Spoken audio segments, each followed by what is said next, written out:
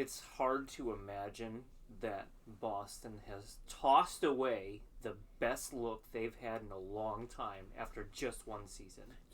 As good as it looks, I really like their current look too. Like I like when they switched to it when Reebok went and everyone was going future and Boston's like, nah, we're looking to the past. It was it made me respect Boston. That's where my start of my Boston fandom went. Like honestly, I'm just like, you know what? No, we're not following the trend. We're Boston.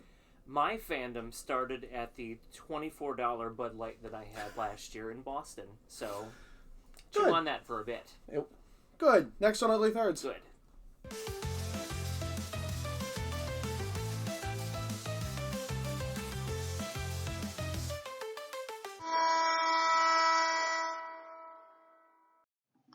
Welcome back to another episode of Ugly Thirds. Today's topic is the Bruins Centennial game, Jersey News. Gentlemen, take it away. What in Sam Hill is that on the ground right there? Well, so the Boston Bruins played their first game 100 years ago as of December 1st. They had their Centennial season where they wore the nice, bright, sparkly jerseys that Phil has shown. So good. They were so well done. They're good. They're really good jerseys. And that third jersey. Yeah. That third jersey. Yep. And on that day, they beat the Montreal Maroons 2-1. And set off the beginning of Boston's hockey history. Now, not only did they celebrate their centennial year with specific jerseys, they revealed a surprise reveal that they are going to be wearing a jersey for just one game. That centennial game, Phil, you want to cue it up? Maybe. Nope. Glad we did this. If only we knew what we were doing when we did this. It's almost as though this was a show to show us things. There it is. There it is. Now that to me looks like the Happy Gilmore Boston Bruins. Yeah. So let's come back. Let's come back. Which is also coming back coincidentally. That it's sad, isn't it? So this is what they wore from 1974 to 1995, complete with Crack Bear. And what's different between this and that? Well, this is now gold. The whole thing is gold. Okay. And I even thought, oh, maybe there's black in the, but no, that's it. Okay. That's it. And this B has a serif. There's a serif on the B now. If you want to go back, Phil, or can you picture in picture? Is that what that's called? A serif. Any of those little Nubs? on the end, nubs on the end of letters in the font? It's called a serif. Nice. A sans serif font does not have those. Good trivia. So, this is sans serif. That is with serif. There's a new serif in town, But that's it. Unbelievable. We give you mic time, and this is what you do with it. This is what you signed me up for. Now I'm going to go back to Phil for a second because he was telling me yesterday that you can get these right now. Well, you can order them. Pre-order them almost? I don't know if it's pre-order. You can order through their team store. It's either $600 or $699. I saw 600. Yeah, and that's for the authentic. Unbelievable. The on-ice version. And they're going to have a patch, 1,924, numbered patches to represent 1924. How expensive are those? That's the 600 jersey. Oh, that's so that okay. jersey's going to have that patch on it to represent. So that's as authentic as you're going to get. Yes. For that one game. Kind of like your Anaheim anniversary jersey had a thing on the fight strap, or you got one of the original Toronto St. Pat's that had a thing up here in the collar. And actually, the Ducks did the same thing with their new one, their orange one. They had patches on it if you bought it from the store. Oh, from the store. I was going to say, I don't remember looking at those. Not from the one I bought. No, if you bought a true authentic, the $400 one, whatever it is, it had a patch on it if you bought it from the store. So the 600 have a name and number on it, which is probably what the 400 to 600. But that sticker shock. But I get it. Are people going to be able to see the difference once like ice hockey patches on eBay starts replicating these things? You're not going to be able to tell the difference between the two unless you go under the hemline or rip their collar off and take a look. Oh yeah, for those specific ones, no. You're not going to be visually from what you see a person wearing it. You're not going to be able to tell the difference. You know you're cool. No one else knows you're cool. Yeah, I mean you could hang your head on that. Yeah, so I mean at some point we'll be able to. I will get an authentic at some point. At some point, just can't afford it. You nut. Your best bet to get an authentic right now is to go back and get an Adidas authentic, the made in Canada's. Like Can you get this? Just find a game worn one. I've gotten a couple AHL game worn ones for cheaper than what people are paying for some of these, retail authentics. Some people are blowing out the Adidas authentics, the made in Canada's, for like $275, which isn't terrible for.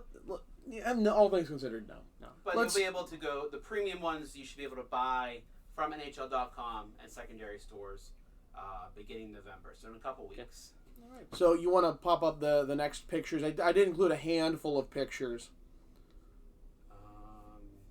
Yes, and just bear with me for just a second. I will do I will bear with you. So there's the back. It's exactly what you expect. Yep. No crack there on the shoulders. That was the redeeming. He doesn't have Mike there. Now he's got it. Is Mike B also there? No, that's Mike C. Okay, so Phil changed some things. The back is exactly as you'd think. There's no crack bears on the shoulders. They're gone. Actually, the only shoulder patch, if you want to keep going in the slides, I had a handful of slides. Yeah, what are they doing on the shoulders there? I have not seen this angle. Is that an advertisement? They Oh, moved it's the the Rapid hat. 7. They moved the Rapid 7 was so nice, and I have a slide that shows. Okay, so inside it has the game one with the score clamshell. with the Maroons. Yep. There's the patch that is specific to December 1st, so it's not the full season.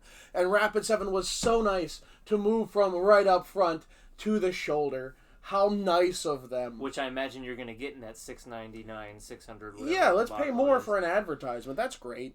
That's great. But that's on ice. Like, that is Yeah.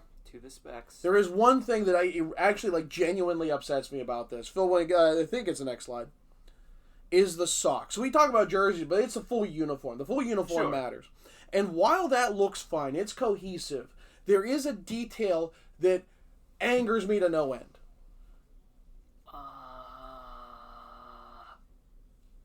I don't know. Boston did not wear black socks. You want to guess when the first time the team wore black socks in its history?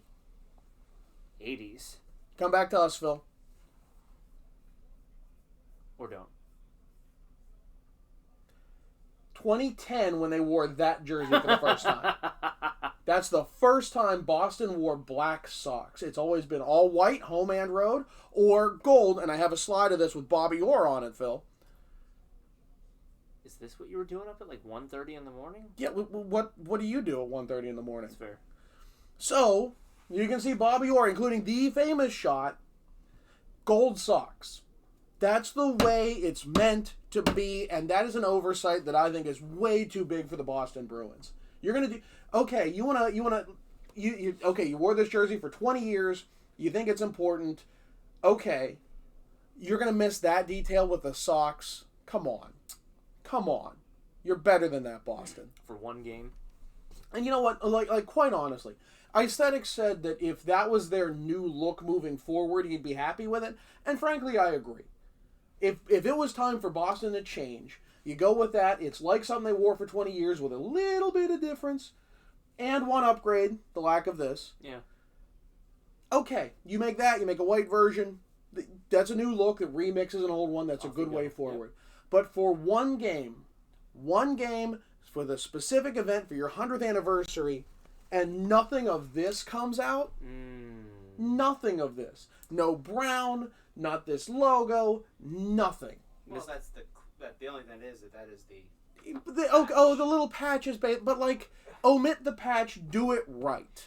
But could you imagine like if they could work this into a winter classic?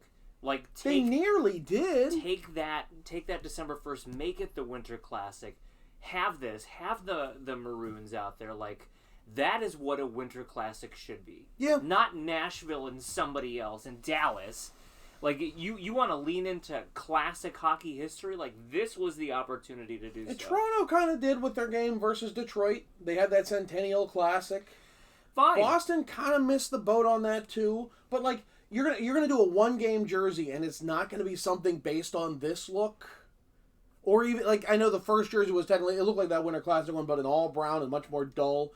But like, come on, And Come on. That's why Marchand didn't look happy. We were BSing as Phil was working his system of like, oh, couldn't the Montreal be the Maroons? Even though the Canadiens and the Maroons were rivals, they were not the same franchise. Though I do believe Leo Dandurand owned both for a time, and then when the Depression hit, they're like, well, are we going to be able to handle both of them? And so they had to make the decision. They decided the Francophone one made more sense for continuous sales because all the rest of English Canada had hockey teams. So is it that big of a leap for the Canadiens to wear Maroons jerseys? I mean, like, yes and no. We're so far removed from that. No one's really going to care. For historical purposes and accuracy, I don't see why it would be an issue.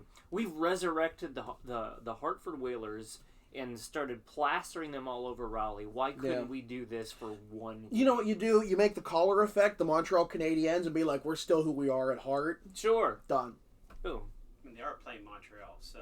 Right. I am stunned that nobody reached out to us and asked for our Once, opinions. I mean, if there's one purpose to this show, it's to make it so you can leave a comment, NHL, and let us know. We answer our comments fairly quickly. Mm-hmm. They really should be talking to us more. Yeah. Again, it's a good jersey. I like the jersey. If that was their permanent look moving forward, I'd be happy with it. For a one-game celebration of the Centennial, it's lackluster.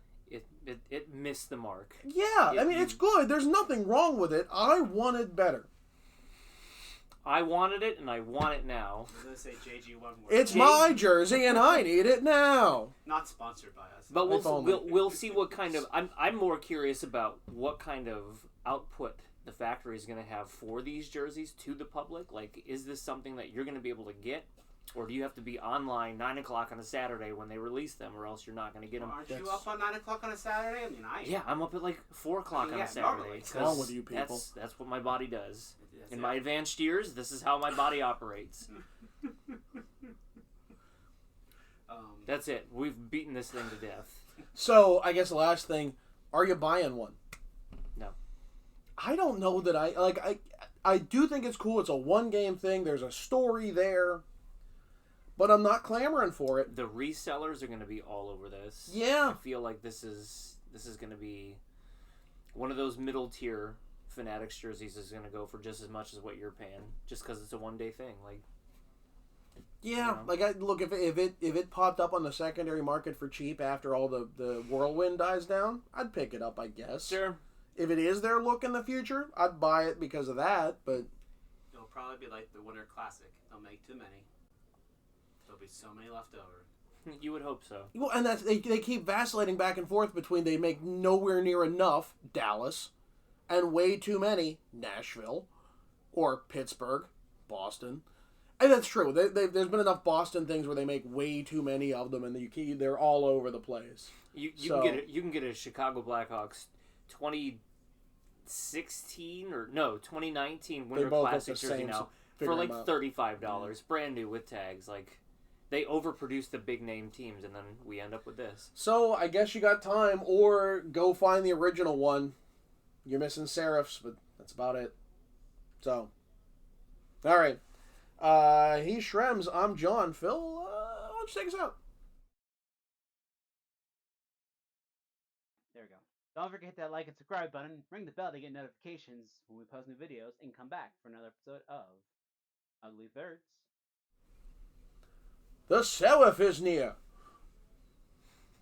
What? Blazing Saddles. You've not seen Blazing Saddles? Sans serif.